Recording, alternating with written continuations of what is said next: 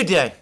Today is Monday, 15th September 2025, and we continue to be in the echo in Britain from the protests that I discussed over the weekend in London.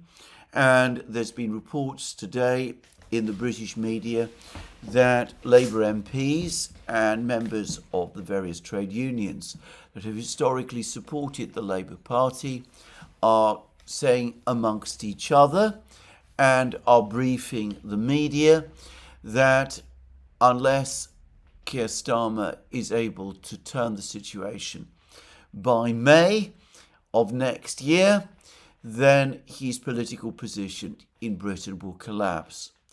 I have to say that talking about May of 2026, to my mind, is a sign of a staggering complacency on the part of the people who are briefing the media about this.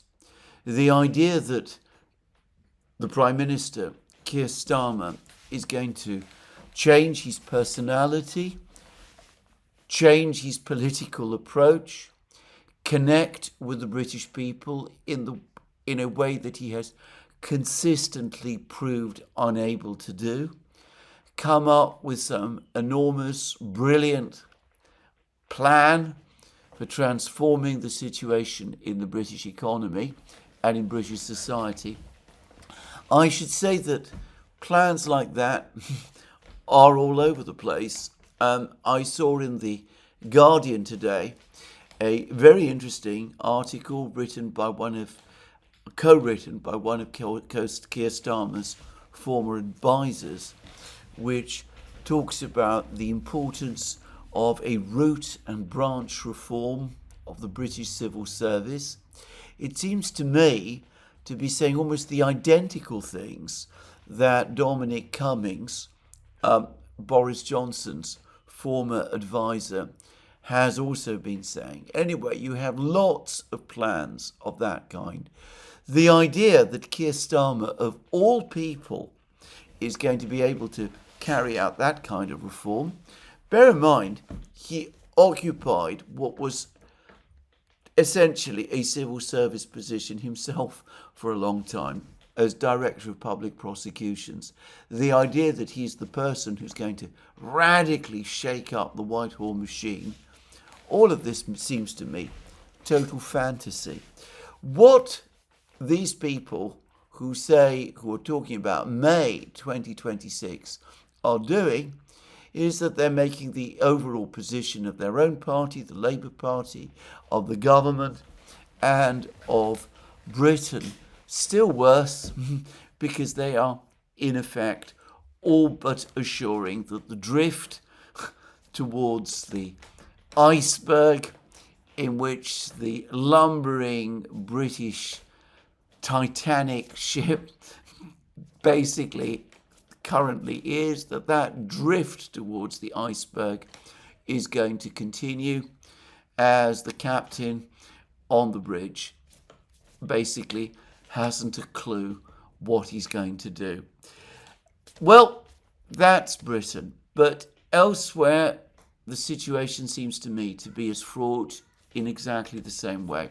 Now, there have just been regional elections in Germany. They've taken place in various places, but the place which has attracted the most attention is North Rhine-Westphalia, a huge region in central Germany. Now, it happens to be a region I know quite well. It is the area where the Ruhr industrial region is concentrated, where there are great cities like Cologne, Düsseldorf, Essen, which used to once upon a time, long ago, be associated very much with steel making, just saying. As I say, a major industrial and coal mining region, very diverse in some respects, always politically divided between the CDU and the SPD. These were the two dominant parties in the region, and with the very strong industrial manufacturing character of the region, it was for decades dominated by the SPD, the Social Democratic Party of Germany, Germany's oldest party, the party which became established in the late 19th century, that used to be led by people like Karl Liebknecht and, well, the Liebknecht and others. The party which was heavily influenced by Karl Marx and for a long time defined itself as a Marxist party. The party that was instrumental in creating the Weimar Republic in the 1920s. The party that played a pivotal role in the politics of the German Federal Republic. The party of chancellors like Willy Brandt, Helmut Schmidt, and Gerhard Schröder, one of the great dominant parties of Germany. And North Rhine-Westphalia, as I said, it's a huge region. Its population of around 18 million is bigger than that of the former East Germany. Anyway, North Rhine-Westphalia was one of its key strongholds. In fact, the SPD governed North Rhine-Westphalia uninterrupted for 40 years, from the mid-1960s until the mid-2000s. They were then the absolute dominant party in this region. Well, that was when German politics had the character that people like myself still find ourselves assuming are the norm. A time when politics in Germany was divided between two big blocks, the CDU-CSU bloc, always perhaps slightly bigger, the SPD, with the Free Democrats, a liberal party, very Atlanticist, with connections to the German military, by the way, being the party in the middle, which would go into coalition with one bloc or the other and basically decide which of these two blocs would form the government of the Federal Republic of Germany. Well, that was then. Today the situation is completely different, because in this former stronghold, which it so long dominated in the regional elections, the SPD has crashed. It now polled just 22% of the vote. It is in clear eclipse, and the rising party, the party that is winning the support of the SPD's former industrial working class voters, is of course none other than the AfD, a party that is often described as far right.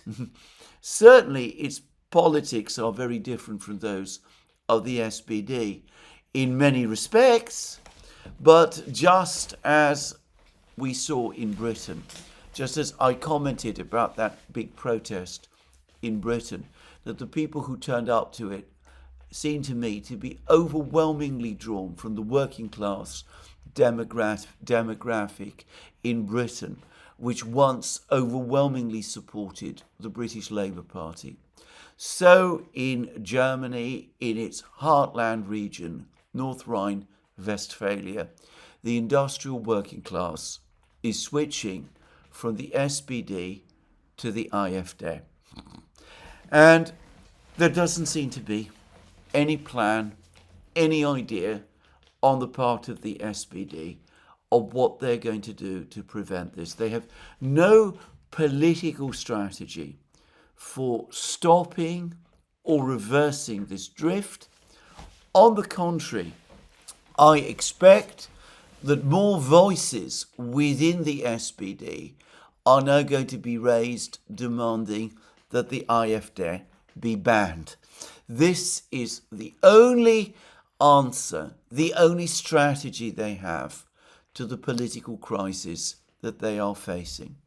And yes, in North Rhine-Westphalia, Friedrich Merz's CDU party continued just about to hold on to its positions. It fell only slightly from 34% to 33% of the vote. 34% was what it had. 33% is what it has now. But I suspect that this is only a temporary effect, the result still of a certain feeling of waiting to see on the part of the CDU electorate what the new CDU Chancellor, Friedrich Merz, might be able to do. I don't think it suggests any long-term prospect for the CDU's success in this region, or indeed anywhere else in Germany. And of course the CDU, as I understand it, governs in North Rhine-Westphalia in coalition with the SPD, and sooner or later, as the SPD rapidly shrinks and declines across Germany, that is going to put the entire stability of the coalition in Berlin, the governing coalition in Berlin, in ever greater jeopardy, and it is also inevitably going to affect the stability of a regional government like the one in North Rhine-Westphalia. Now, it's not difficult to understand why the SPD is losing the support of its working class base. Obviously, issues of immigration, which are talked about all the time, are exceptionally important. One of the reasons why they are important, however, is because what is increasingly happening is that the SPD's working class base considers that it is these issues, immigration and defending the rights of people to enter Germany, take higher priority for the leadership of the SPD than does the welfare of the SPD's historic working class base. And they are becoming increasingly disillusioned, and they're becoming more and more angry. And of course, that brings us back to the key issue, the industrial contraction in Germany, the process of deindustrialization, which is taking hold in Germany. Industrial workers, factory workers, people who work not just in the big factories, but in many of the Mittelstand companies that form the backbone of the German economy, are worried about their future job prospects. Many of them are having to accept either cuts in wages or the stagnation of their wages. They sense that Germany's time as an industrial power, one in which they had a role, an important role, is ending, and they are becoming increasingly frightened and alarmed about this, and they sense that the party, the SPD, that was there to look after them, the party that they, to a great extent, created back in the 19th century, and which they have consistently supported, that this party is now abandoning them. And for that reason, they are drifting away from it, and they are angry, and they are turning inevitably to the AfD, which is talking and does give the impression of being interested in them and in being interested in their concerns and their fears, and which, absolutely correctly, points to the proximate cause of these problems, which is the economic war. The political class in Germany, including, of course, the SPD, continues to be fixated upon, which is the economic war. Germany, the European Union, the West as a whole, continues to wage against Russia. Now, unless and until this changes, I cannot see how the political class in Germany is going to win back these people. I don't believe it has any intention of changing course, in which case, obviously, it cannot win back these people. But that is part of the greater problem of the political class, not just in Germany, but across pretty much every region of Europe, including, of course, Britain. It's Britain as well, which is that the political class is far less interested and motivated in the kind of things that politicians and politics in all of these countries used to be about: the economy, social security, health, education, law and order, all of those kind of things. It is much, much more focused instead on these narrow issues which not only do not reflect the concerns of those people who voted in that way in North Rhine-Westphalia, but which are actually inimical to their concerns. Now, where is this going to go? As I said, I suspect pressure to ban the AfD is going to increase, just as the British ship, the British Titanic, continues to float towards the iceberg, drift towards the iceberg. So I suspect Germany will continue to do, with the captain, in this case, Friedrich Merz, saying full steam ahead.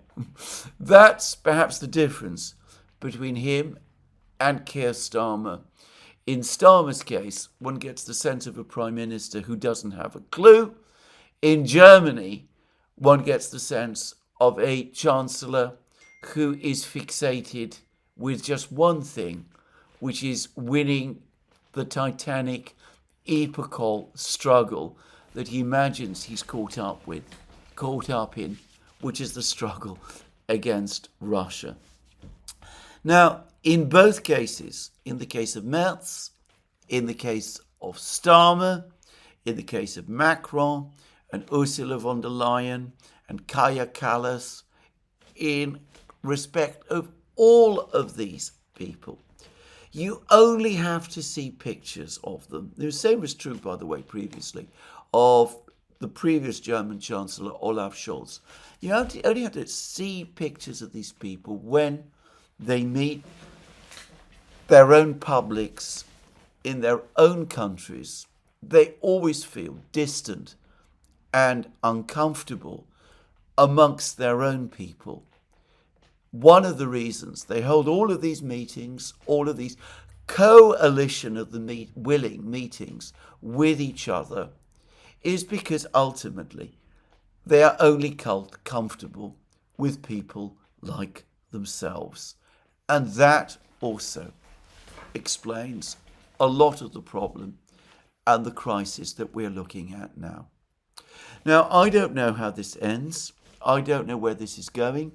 In Germany, at least, I suspect it's going to turn in a very ominous direction. I expect more pressure. And as I said, I personally believe that sooner or later, a decision to ban the AfD is more likely than not going to be made. And in Britain, that is hardly an option, but I do expect the political temperature in Britain to continue to rise very much in the same way that it is doing in Germany and also, of course, in France. I don't see any good outcome to any of this. There is, as I said, the way out. It's important always to highlight that the option exists: end the economic war, seek peace in Ukraine, try to re-engage with your own people, try to focus on their concerns, make the economy and jobs and welfare and education and all of these things your actual priority. But of course the political class is not going to do that, and in the absence of them doing that, it seems to me that things are only going to get worse.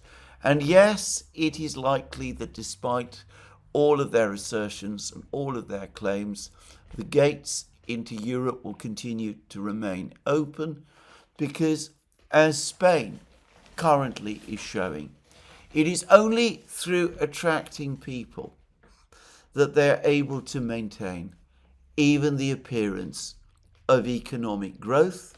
And a lot of it now is all about appearance and about little else. Anyway, that is all I have to say about this election in Germany.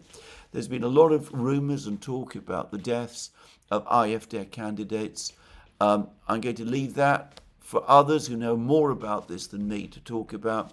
It is disturbing in itself. If it leads eventually to situations where we can see the AfD being banned, that will be, of course, a step that will be seen by many people as a step towards that point. But the bigger story is of a Europe in ever more rapid decline, and a political class that instead of governing its people and being a part of the people, being connected to society in the way that you would expect in countries that still claim to be democracies, shows increasing dislike of the people it governs, and which quite clearly increasingly fears them. Anyway, let's move on to discuss other things. The other event that has taken place is, over the last 24 hours, is an event which I consider interesting, perhaps, rather than important. Interesting, and that is this so-called Yalta conference that has taken place in Kiev. This is a conference which used to bring together many of the important people from the West, where they would meet Ukrainian oligarchs and liberals and people like that in the Crimean town of Yalta. Obviously, since Crimea joined Russia, that can't happen anymore. But this Yalta conference continues. It now takes place elsewhere in Ukraine, and it has just happened in Kiev. Well, one person turned up to this meeting, to this conference, and that was General Kellogg. And we haven't been hearing so much from him recently, but anyway, he was there, and I found his comments actually interesting and very bizarre at the same time. Well, first of all, he said that Russia is losing the war in Ukraine and Ukraine is winning.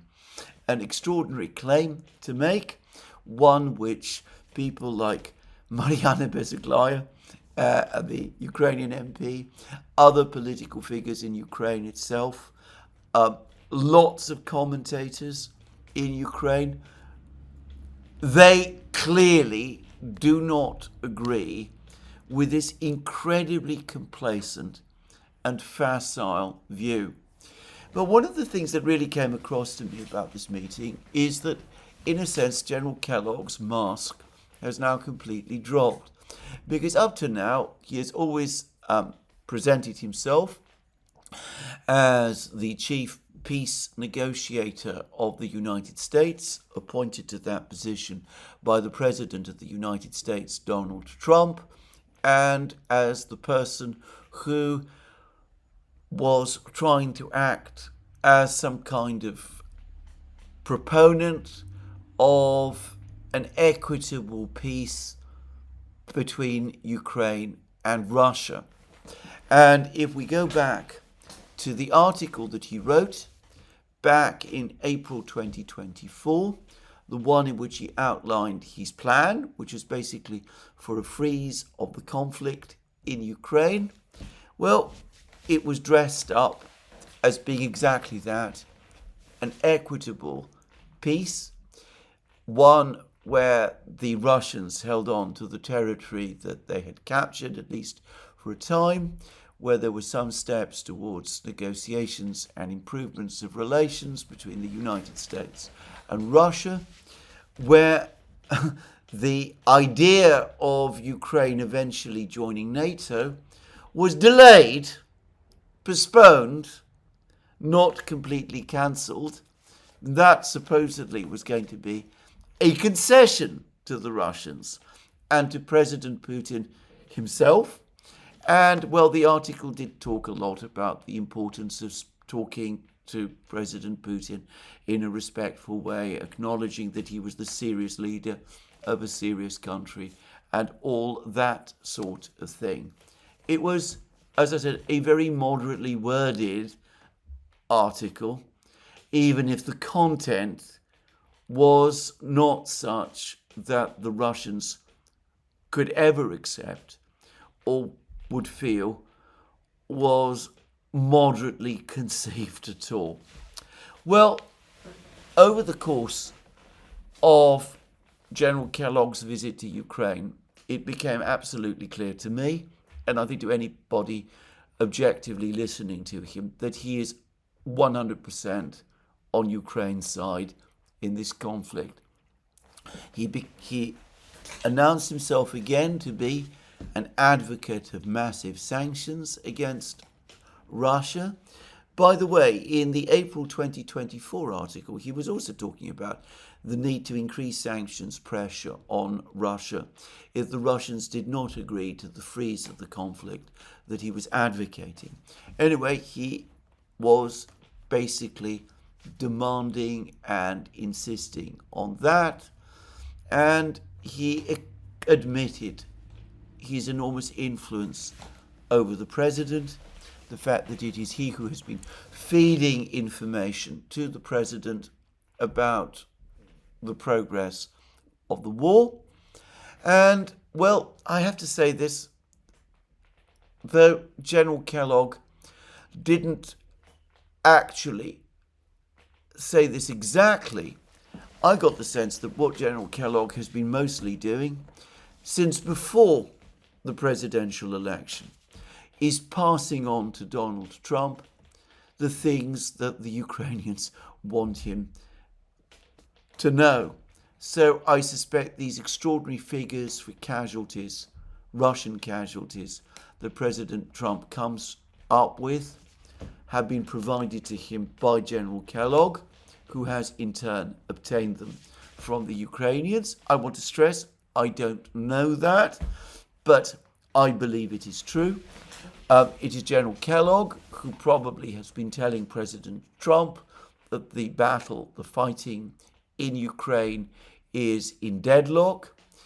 It is General Kellogg who has been badgering Trump to intensify the sanctions against the Russians, and who has been assuring Trump that Russia's economy is in a bad way and that it cannot withstand the sanctions pressure. Well, it's absolutely clear to me what a pivotal role General Kellogg has been playing in giving the president advice, and as is fairly obvious, in my opinion, completely the wrong advice. I got the first real sense of this some months ago when, after one of his trips to Moscow, Steve Witkoff advised Trump that the simplest and fastest way for the war in Ukraine to end was if the United States and Ukraine were to accept Vladimir Putin's proposals, Istanbul plus the proposals that Putin laid out in his speech to the Foreign Ministry on the 14th of June 2024. And the reports at the time said that Kellogg strongly pushed back against that, telling Trump that the Ukrainians would not accept it. So, in effect, Kellogg already at that point was advocating for the Ukrainians to Trump and was basically telling Trump that he should accept a veto, a Ukrainian veto, over whatever peace plans emerged out of America's own interactions with the Russians. The other disturbing thing, I find it disturbing, that General Kellogg also said, is that the chairman of the Joint Chiefs of Staff is on side with him. It looks as if the military leaders in the Pentagon continue to be, at least at the level of the Joint Chiefs of Staff, continue to be fully committed to Project Ukraine. The generals, they continue also, despite all of the military failures, the failure of the 2023 summer offensive that Ukraine launched, which, as we now know, American generals mostly commanded. Anyway, despite all of that failure, the generals have learnt nothing. They continue to insist that the war be continued in the same way, more weapons, more sanctions, all of those sorts of things. They are uniting with Kellogg, apparently, in pressuring Trump to take this hardline stance and to stick to what are ultimately Biden-era policies, and who, in my opinion, are continuing to play a role in committing the United States to an ever worse and deeper debacle. Now, what I would say about all of this is that Donald Trump, it seems to me, has had a consistent weakness for listening to generals. He appointed a General Mattis, to be his first defense secretary during his first term. He appointed another General McMaster's, at one time to be his national security advisor. He did so, by the way, on the advice of none other than Senator McCain. He went with yet another general, General Flynn, to be the head of the Defense Intelligence Agency. Perhaps I should say that General Flynn did have somewhat different views on some issues than perhaps some of the other generals have done. And, well, we see again that he's listening to General Kellogg over Ukraine issues, and General Kane, the chairman of the of the Joint Chiefs of Staff as well. Now, those who are familiar with America's wars will know that the generals never advise retreat from them.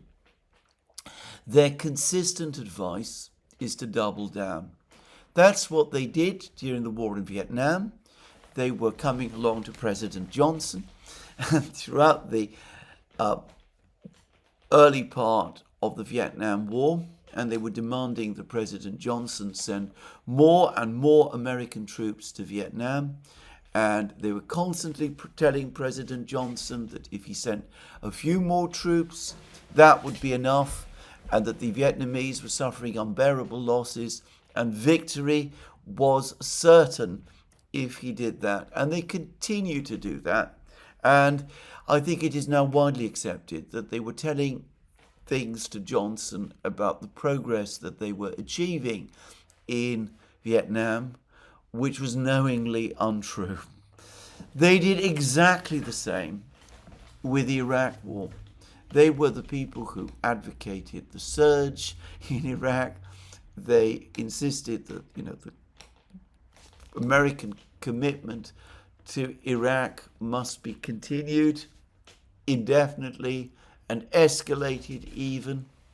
They also resisted every single piece of advice or suggestion that the United States work out a proper negotiated exit strategy from Afghanistan, with the result that that conflict in Afghanistan continued for 20 wasted years, with the United States ultimately forced to withdraw, but doing so in the most disorganized and bungled way, with the most catastrophic consequences.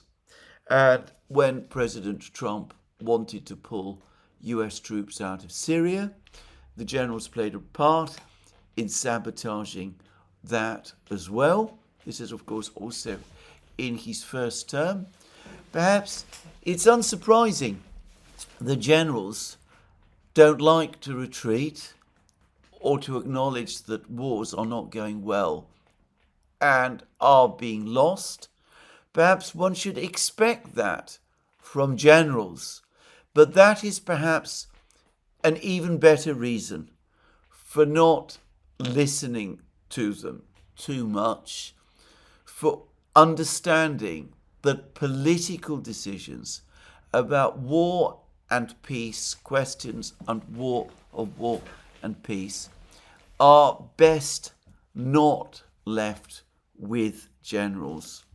After all, it was Georges Clemenceau, the French Prime Minister during the First World War, who once said that war is too important to be just left to the generals. So I would suggest to President Trump that he exercise a lot more skepticism about what General Kellogg is telling him. In fact, I would go further still. I would say that General Kellogg has led him entirely on the wrong path. It's long overdue for the president to call in General Kellogg, have a meeting with him in the Oval Office, thank him for all his wonderful service, and tell him that his services are no longer needed. I think that the president, in order to extricate the United States from this war, which is clearly what he wants to do, should stop listening to people like General Kellogg, who, like all American generals, or maybe not all American generals, but most American generals in most recent conflicts, have only one answer to any problem, which is to commit even more. Well, speaking of Trump, he has, of course, been speaking himself, and he's made further comments about how he feels that the Europeans have not been pulling their weight, how they haven't imposed on Russia and its trading partners the massive sanctions and tariffs and things that they should have imposed, how they continue to buy oil and gas from Russia, and why should the United States make efforts to clamp down on the Russians and jeopardize its relations with the Russians when the Europeans are not doing so. Trump has been essentially repeating the comments that he made in that Truth Social post that I discussed at length in my program yesterday. And one can understand why, because the pressures in the United States from the hardliners are still there. Lindsey Graham, who is every bit as obsessed, or so it seems to me, with Ukraine as the European political leaders are, has come up with a new plan to get his scheme for bone-crushing sanctions against the Russians and the countries that trade with Russia passed. He wants to attach his bill, the Blumenthal-Graham bill, to the budget and to package it together, all together in the budget, and to send it in that form to Donald Trump. Now, Graham doing all of this, despite all of the steps that Trump has been taking over the last few weeks, despite Trump meeting with Putin, having conversations with Putin, despite Trump indicating that he's not so keen on sanctions, despite Trump's latest comments in his Truth Social post, and now made verbally that he's only really willing to move forward with sanctions if the Europeans do. Lindsey Graham engaging in these parliamentary manoeuvres, to my mind, shows quite conclusively that he is not Donald Trump's actual friend, however happy they appear to be when they are together. He flatters and works on Trump, much in the same way that European leaders do, and by the way, General Kellogg does, basically in order to try to get Trump to recommit to Lindsey Graham's obsessive project, which is defeating Russia in Ukraine. So Trump obviously has to contend with this problem, and his comments that he's not willing to move forward with sanctions unless the Europeans move forward with similar bone-crushing sanctions is an indication of this. And an interview that the Speaker of the House of Representatives, Speaker Johnson, has now given, I think reinforces this, because Johnson has said that though it is certainly correct that Russia needs to be sanctioned in some form, the kind of sanctions, the bone-crushing sanctions that Lindsey Graham is talking about, cannot be implemented against the wishes of the President of the United States, Donald Trump, which must be taken to mean that if Lindsey Graham does want to move forward with these sanctions, Johnson is going to take steps to stop that happening in the House. So one could see the political movers that are taking place.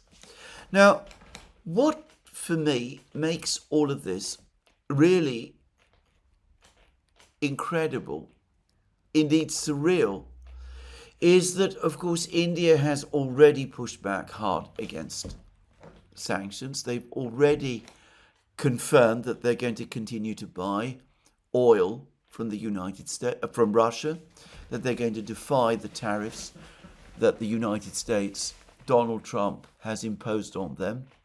And there's been much heart searching and hand-wringing in the West about how the sanctioning, the tariffing of India in that way has consolidated BRICS and has encouraged India to move away from the United States and move still closer to China and Russia. There's also today been a very sharp response from the Chinese Foreign Ministry to all of the threats from Donald Trump, to impose massive tariffs on China if China continues to buy Russian oil. The Chinese Foreign Ministry has again made it clear that China does not take kindly to these kind of threats, that it is absolutely not going to heed them, and that if the United States is foolish enough to act on these threats by indeed imposing heavy tariffs on China, China absolutely will reciprocate. In other words, it will impose tariffs against the United States of its own, and it's almost certainly going to do, in fact, it is definitely going to do what it did back in April, which is stop supplies to the United States and to the West of rare earths. And yes, workarounds for shortages of rare earths can be found. Yes, there are stockpiles in various places. Yes, it is probably true that certain goods that are made today with using rare earths can be made perhaps less efficiently without rare earths. But nobody should be in any doubt that this is going to be a problem for the United States, for the West's manufacturing economies, and that there is no simple solution to it. Now, one would assume that Lindsey Graham knows all about this. One would assume that Lindsey Graham understands that the kind of economic war against Russia that he seems intent on waging on Ukraine's behalf is going to have massive negative consequences for the United States itself. And yet we see that he still wants to go on. And he continues to have, apparently, a significant amount of support behind him in the Senate. I was talking earlier in the program about how the political class in Europe is fixated on certain things, specifically on the conflict with Russia in Ukraine, to the point where they have lost interest in the welfare of their own countries and their own populations. It seems to me unavoidable to say the same thing about Senator Graham and about those senators who support him in this cause. They seem far more obsessed with their conflict against Russia. That seems to me, to be far more obviously their priority than the well-being of the United States and of its people. I find it extraordinary. I find this quality of obsession incomprehensible and almost beyond my understanding. But there it is. Now, Putin's spokesman, Dmitry Peskov, earlier today, made a truly remarkable comment over the course of his daily briefing to the Russian media. He was asked about whether Russia is at war with NATO, and he said, yes, it is. NATO is at war with Russia. It's evident, and it doesn't need any additional confirmation. NATO is de facto taking part in this war by providing direct and indirect support to the Kiev regime. NATO is at war with Russia. That is what Vladimir Putin's spokesman, Dmitry Peskov, said in Moscow this morning. And, well, you can see why he would say this, because the only explanation for this obsessive behaviour on the part of Lindsey Graham and the other hardliners in Washington and the hardliners in Europe is that despite their protestations, they too consider themselves to be at war with Russia. Of course, when countries go to war with each other, the only priority is to win the war. Everything else takes second or third place. One expects losses and sacrifices to be made because one's objective is not to mitigate or end those losses or sacrifices. It is to achieve victory. And that ultimately explains to me everything. It is why people like Merz and Starmer and Macron and Lindsey Graham and Ursula von der Leyen and Kaja Kallas and, by the way, Annalena Baerbock, who's now in New York, but she's made further comments to this same effect, all are so willing to sacrifice the welfare of the peoples of America and of Europe. It is because though they deny the fact publicly and continuously, all of them collectively believe that they are at war. And going back to General Kellogg, the mantra that Ukraine is winning the war and that Russia is losing it is again the sort of thing you would expect people who believe themselves to be at war to say. They don't want to acknowledge or to admit, even to themselves, that they are losing, because, of course, doing so is defeatism, and it calls into doubt the viability of the entire enterprise and the prospect, in the end, of achieving victory. Again, Peskov is right, and it is clearly something that the President of the United States, Donald Trump, needs to understand. Over the course of his various comments, the comments that he made over the last few hours, the President has spoken about the intense loathing that exists between Zelensky and Putin. I'm not sure, by the way, whether Putin exactly loathes Zelensky. A point which perhaps is worth bearing in mind is that there have been ample opportunities for the Russians to kill Zelensky. They know where he is most of the time. They've tracked him.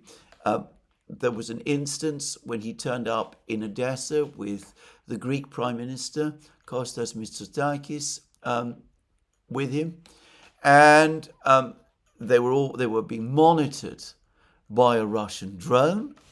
And obviously, if the Russians at that point had wanted to kill Zelensky, a missile strike using a ballistic missile whilst they were keeping track of Zelensky's movements would have been an option. The reality is that Putin has up to now consistently rejected the very considerable political pressure in Russia to set out and assassinate Vladimir Zelensky. And in fact, he's actually defended himself about this. He's actually said in a broadcast heard on Russian television, this is comments he made to the Russian media, that it was not in Russia's advantage to assassinate Zelensky because Zelensky is irrational, he makes crazy and decisions which work against Ukraine's interests. So why would Russia want to assassinate a Ukrainian leader like that and replace him with someone a lot more intelligent and capable, who might start making the correct decisions on Ukraine's behalf rather than the wrong ones? I'm not sure I completely believe this explanation of Putin's, by the way. But the fact does remain that he has had the opportunities, Putin has had the opportunities to have Zelensky taken out, and he's never sought them. Whereas on the Ukrainian side, one could see that the Ukrainians have, as Zelensky's intelligence chief, Kirill Budanov, frankly admitted that the Ukrainians have made several attempts to assassinate Putin, all of which, however, by Budanov's admission, have obviously been unsuccessful. Putin is still there, he is still alive, he continues to be president of Russia.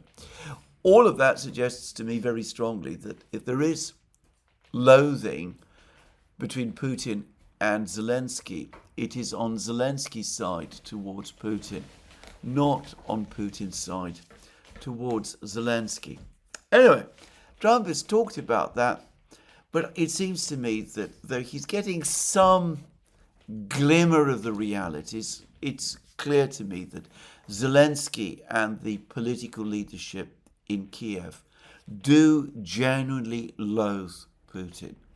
What Trump needs to understand, and what he has never really understood, is that these people that he's dealing with in Ukraine, but also in Europe, and people like General Kellogg within his own entourage, they consider themselves to be at war.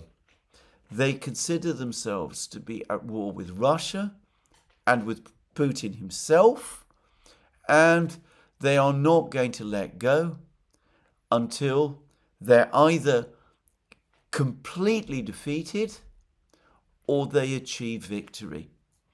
Now, I've sensed this certainly since the summer of 2022, when the Western powers, Biden and Boris Johnson, sabotaged the Istanbul Agreement. It's been obvious to me that these people consider themselves to be at war. It was why they pushed Ukraine into the summer 2023 offensive, for example.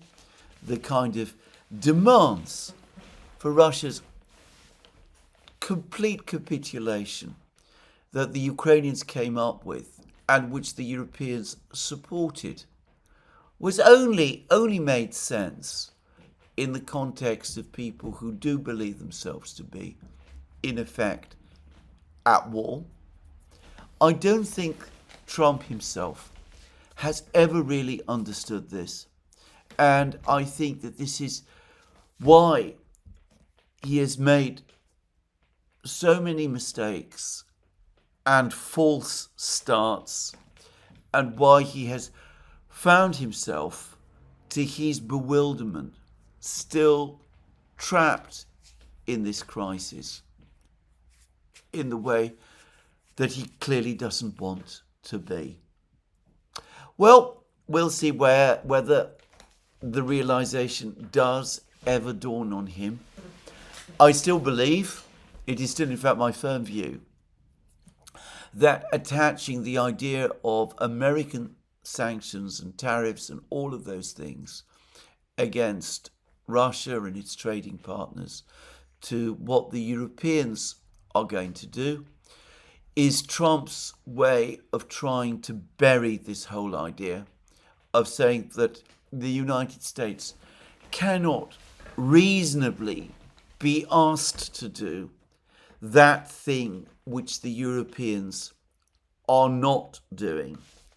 But given that the Europeans, at least the key European leaders, Starmer, Macron, Merz, Ursula, Kaja Kallas, to some extent I suspect Meloni as well, and others, do believe themselves to be at war, I think that it's a gamble.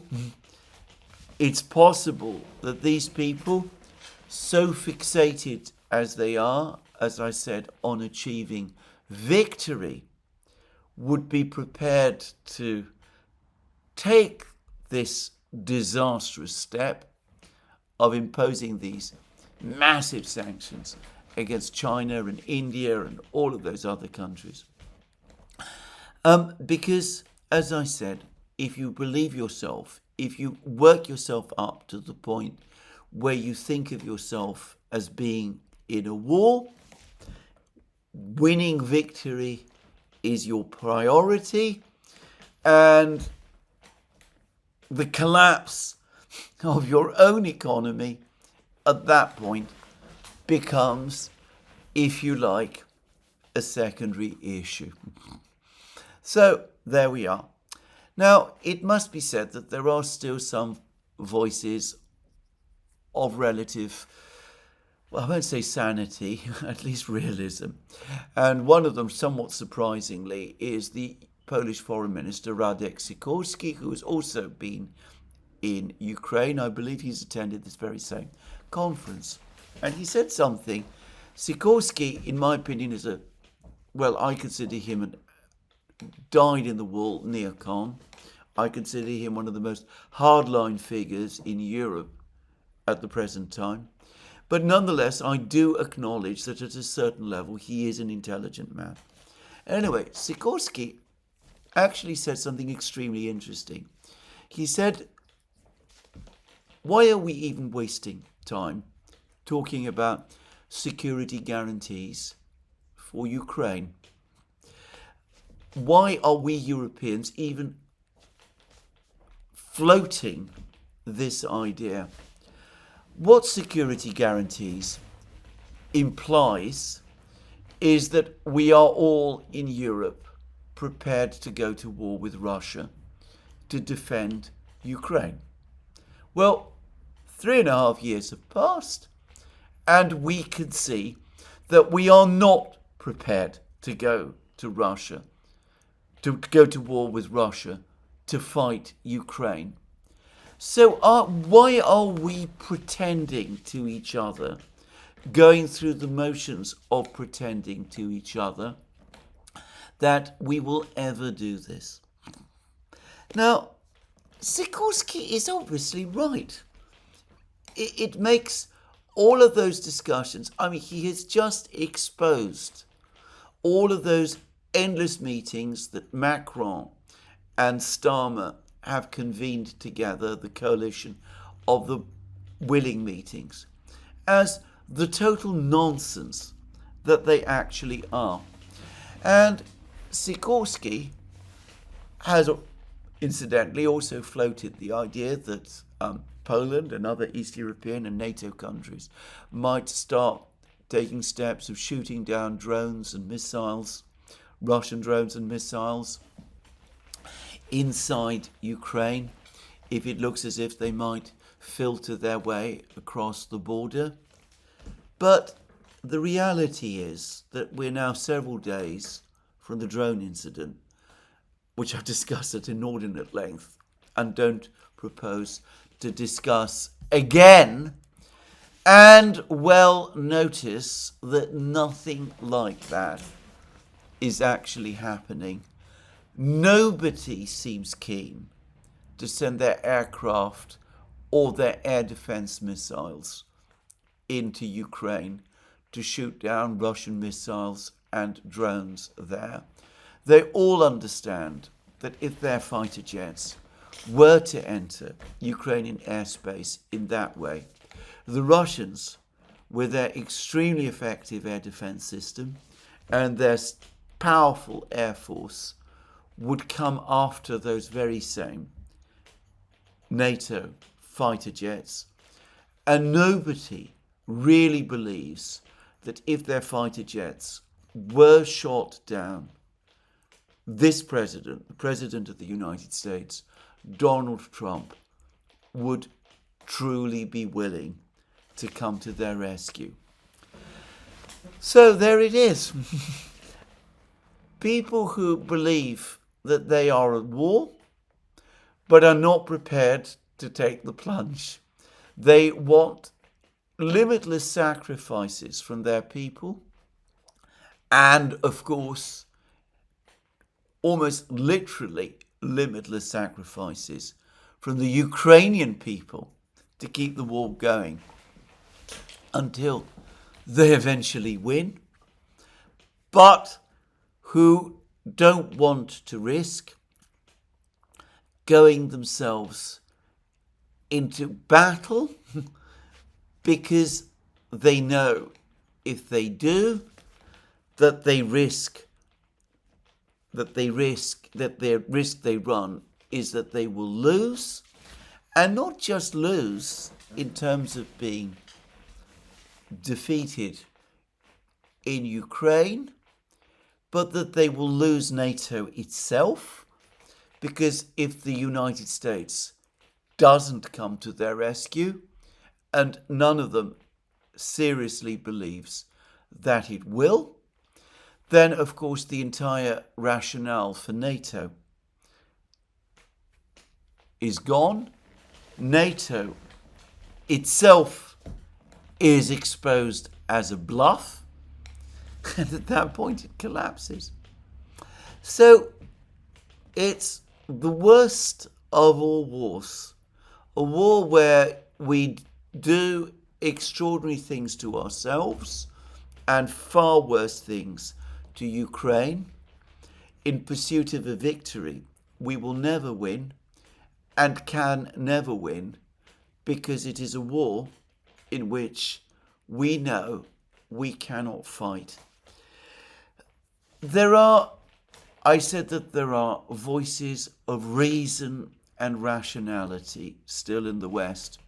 I've been again reading some extraordinary questions that Lord Skidelsky has been putting in the House of Lords to the British government. Questions which deserve answers and which all go ultimately to the point that I am making. Questions which never get serious answers, because one gets the sense that Lord Skidelsky is putting factual, rational points to people who cannot listen to them because their position makes ultimately no rational sense. It is an extraordinary state of affairs. It's one which, well, I've often said that it can't be sustained indefinitely, but certainly it is one which cannot by definition have, in the end, a good outcome. Anyway, I am now going to turn briefly to the situation on the battlefronts. And here I have to say that there are fundamental differences, very fundamental differences, between the way the Russians are reporting the situation and the way the Ukrainians are in what is, I still believe, probably the most important battle of all, which is the one that is taking place in Pokrovsk.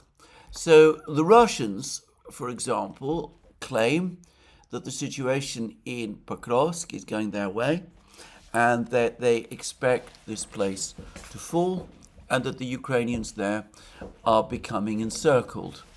Denis Pushilin, the head of the Donetsk People's Republic, the Russian-backed political entity in Donetsk, says that Battle Group East, Group of Forces East, are helping with their actions the group of forces working in the Pokrovsk direction. As we see urban battles there, In addition to urban battles, we see a gradual envelopment of the Mirnograd agglomeration in particular.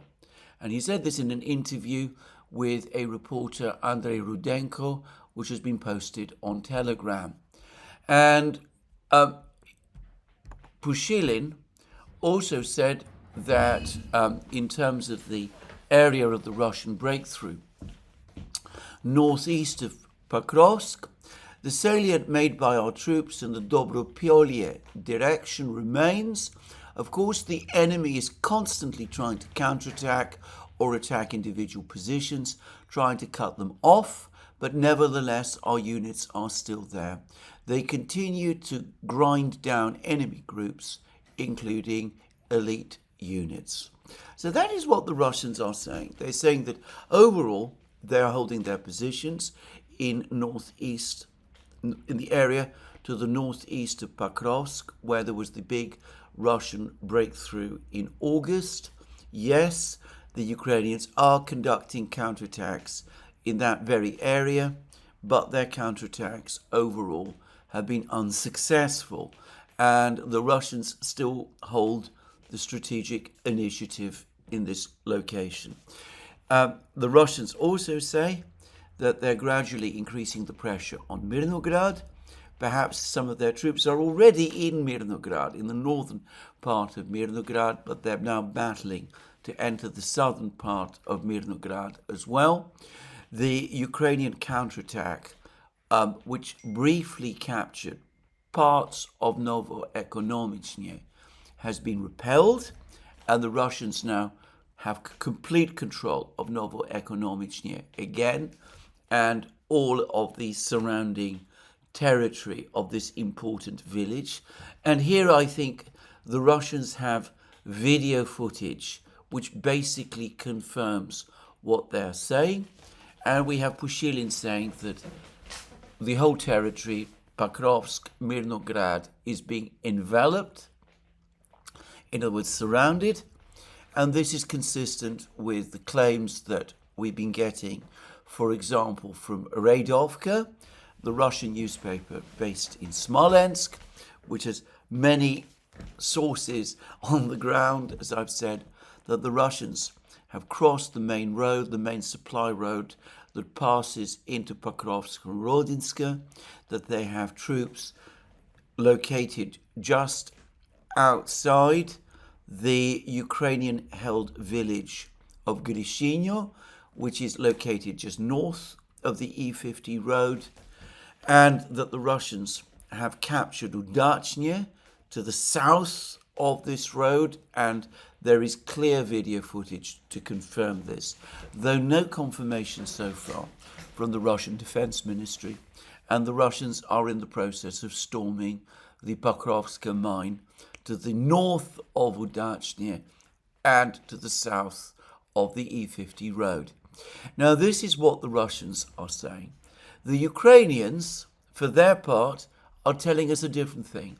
They are saying that they have made attacks, they continue to make attacks, basically in the eastern area of the Russian breakthrough, that they have captured or recaptured the village of Vladimirovka, and there is video footage which appears to confirm at least part of this, that they've made further advances south of Vladimirovka, and that their counterattacks continue. Well, these two accounts are not completely in contradiction with each other. The Russians do concede that the Ukrainians are counterattacking, but they say that the counterattacks overall are unsuccessful. And it is a fact that the Ukrainians have not been able to roll up the entire territory of the Russian breakthrough. The Russians still appear to control Kucherev Yar. They still have troops either in parts of Zaloty Kolodyaz or very close to it. They still appear to control most of the territory that they're shown to have captured. The big question for me is not perhaps what is going on in this area of the breakthrough, where it's clear that an intense encounter battle is underway. My overall sense is that the Ukrainians are basically stuck, that they're not making the kind of advances that they need to make in order to roll this Russian breakthrough back. The big question is whether what the Russians are telling us about the situation in western Pokrovsk and in Udachny and north of Udachny in the Pokrovska mine and outside Grishinyo, whether any of that is true. There's been no Ukrainian reports that I know of that admit to any of this. General Gerasimov, the chief of the Russian General Staff, showed a map which appeared to support at least some of the claims that Radovka was making. It did appear to show Russian troops just outside Grishinyo, but this map is now about a week old. So, for me, what is actually going on in the Pokrovsk area really depends very, very much on whether you believe what the Russians are saying about the fighting south and west of Pokrovsk and within the western parts of Pokrovsk, where the Russians claim that they have captured, well, practically the entire western side of Pokrovsk. It's whether this part of the Russian claims is true. I've noticed that the Ukrainians so far are not straightforwardly saying that these Russian claims are false. They're leaving us with that assumption. And, well, I have to say that in terms of the fighting around Pokrovsk, Radovka at least has, as I said in the past, tended to be right when it has reported the events that are taking place there. They appear to be getting some support over the last 24 hours from these comments by Pushilin. And if these reports from Radovka and from other Russian sources are true, then the situation in Pokrovsk is becoming critical for the Ukrainians, and their counterattacks are perhaps in the wrong place, probably not from their choice, but because of the contours of the battle and the crisis in Pokrovsk is not that far. Well, that's the situation in Pokrovsk. As I think I've made clear, both in this program and in earlier programs, I lean to the Russian view. Anyway, elsewhere, I don't think there is any actual doubt about the situation. The Russian advance in Zaporozhye region continues remorselessly from the east. The Russians continue to push west. It's been pointed out that the Russians are now coming up against a whole series of rather denser habitations, Gulyapolye, Poltavka, Velikomikhailovka, Uspenovka, and these being significantly bigger and perhaps better fortified places might be more difficult places for the Russians to capture than the small villages they have been rolling through remorselessly up to now. And that may be true, and it may be that over the next couple of days, as the Russians reach these larger villages, their advance will slow. The one thing I would say is that, yes, the Ukrainians might be able to hold the Russians back in these bigger villages, but apart from Gulyapolye, which is located in the south, and which is undoubtedly a town, all of the other places are nonetheless villages. And it is going to be very difficult, it seems to me, for the Ukrainians to hold them indefinitely, particularly in this landscape where the Russians control all the territory around them. But anyway, we will see what happens. Further east, in Zaporozhye itself, there is now more video footage and admissions from the Ukrainians that the Russians have indeed broken into Stepnogorsk, the center of Stepnogorsk, that heavy fighting is taking place there, and the Russians are inching closer to the city of Zaporozhye from the south, and my guess is that their ultimate plan is to establish drone control of the main supply roads from Zaporozhye, the city of Zaporozhye, to the Ukrainian forces further east, including these Ukrainian forces, which presumably will try to defend these villages. So anyway, that is the situation in Zaporozhye region. Elsewhere, there have been more reports that the Russians have captured more territory around Kupiansk. The fighting around Kupiansk is increasingly reminding me of the fighting in places like Selidovo and Ugledar, and by the way, Avdiivka. The Russians have now established a strong presence in most of the town. There are still apparently Ukrainian forces holding out in various positions. That is what we were told yesterday by TASS. It'll no doubt take some time to push them out, but the Russians seem to think that this is a rear guard and that the Ukrainians are going to withdraw from Kupiansk fairly soon. Well, we'll see. It would be wise for the Ukrainians to withdraw from Kupiansk fairly soon. It would be the thing they ought to have done, for example, in the Battle of Ugledar, when they should have withdrawn the two brigades that were defending Ugledar before Ugledar was effectively surrounded and the Russians broke into the town. But of course the Ukrainians didn't do that. The fighting in Ugledar as a result was prolonged, but the Ukrainian losses were much higher, and at least one of Ukraine's best brigades was so badly mauled that it has never properly recovered. And, well, the Ukrainians have done that in place after place, and there has to be a chance that they will do the same in Kupiansk as well. And it is likely, or so it seems to me, that they're going to do the same in Siversk. Again, it's not entirely clear exactly what is happening in Siversk.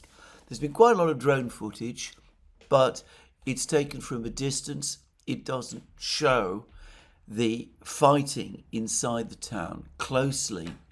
But I suspect that there is now actually, as Gerasimov said, fighting certainly close to the northern boundaries of the town. I'm guessing in the town itself. And there's further evidence that the Russian army has pushed south and reached the village of Yampol, which lies on the main supply roads, close to the main supply roads to Siversk, west of Siversk. And again, one would have thought that if Yampol were at risk of falling, which it clearly is, that the Ukrainians would by now realize that it makes no sense for them to sacrifice men of whom that they are in short supply, particularly trained men, to hold on to Siversk, and that the point has now been reached when they should pull back. But again, is that realistically what Zelensky and Syrskyi are ever going to allow or ever going to do? So again, the pattern of Ugledar is likely to repeat itself. These actions of the Ukrainians to hold on till the bitter end to lost positions, I've discussed this many times. All they do is sacrifice men for nothing. But it's not as if the Ukrainians ever seem to learn from this, and holding on to these lost positions seems to be important to them, because it means that they can tell somebody like General Kellogg that they're winning the war, when it is perfectly obvious to anybody who follows it closely that, on the contrary, they are losing. Now, let's say that also there's further reports that a major Russian strike on Ukraine's energy facilities is now apparently in preparation. Massive drone and missile strike, and the electricity war, what John Helmer has referred to as the electricity war, is about to resume, and resume in earnest. And Ukraine's air defences are now so depleted that it's difficult to see what they can do to withstand it. All this time and energy talking about sanctions, tariffs against China, security guarantees, which Radek Sikorski, no less, is telling us are going to be worth the paper that they're written on. No-fly zones, as some people again, Sikorski himself have been talking about. Military deployments to Western Ukraine.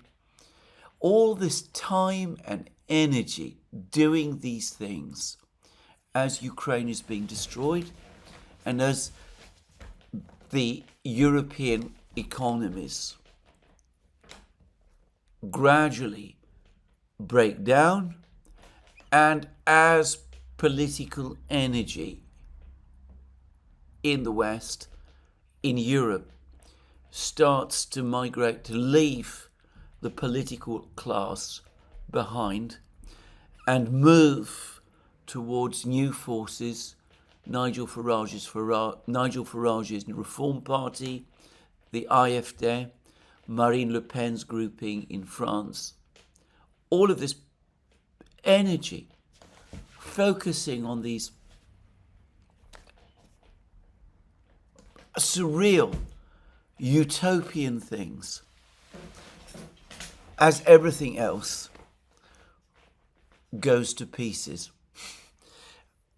I've often said this. I'm going to finish this program by saying it again. When this conflict is eventually written down in the histories, the historians are going to be amazed. Anyway, this is where I finish today's program. Let me remind you again, you can find all our programs on our various platforms, Locals, Rumble and X. You can support our work via Patreon and Subscribestar, and by going to our shop, links under this video. Please remember, if you like this video, to tick the like button and to check your subscription to this channel. That's me for today. More from me soon. Have a very good day.